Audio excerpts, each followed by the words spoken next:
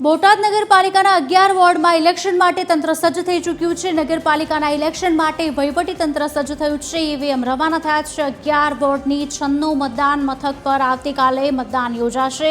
કુલ 11 route ઉપર ખાસ બસોની વ્યવસ્થા સાથે પોલિંગ સ્ટાફ રવાના થયો છે। 580 જેટલા પોલિંગ સ્ટાફ અને 22 અધિકારીઓની નિમણૂક કરાઈ છે। ગરમીને જોતા દરેક મથક પર મંડપ અને ઠંડા પાણીની ખાસ સુવિધા કરાઈ છે।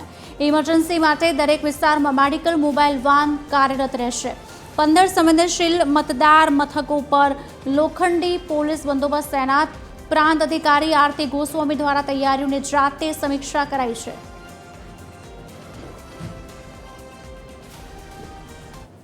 ડિસ્પેચિંગ સ્થળેથી મોડેલ સ્કૂલ ખાતેથી પોલિંગ સ્ટાફ અને પોલીસ જવાનો સહિત આજે પોલિંગ સ્ટાફ જે તે બૂથ ઉપર પહોંચશે।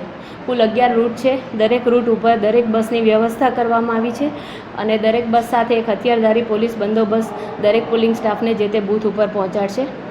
પોલિંગ સ્ટાફમાં કુલ 580 પોલિંગ સ્ટાફ છે। પોલીસ સ્ટાફમાં 163ને પોલીસ સ્ટાફની ડિપ્લોયમેન્ટ કરવામાં આવ્યું છે।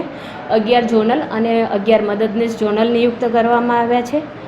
ખાસ વ્યવસ્થાના ભાગરૂપે ઉનાળાને ધ્યાનમાં રાખીને આપણે દરેક બૂથ ઉપર છાંયડો અને મંડપના ગાળાની વ્યવસ્થા અને પાણીની વ્યવસ્થા કરવામાં આવેલ છે।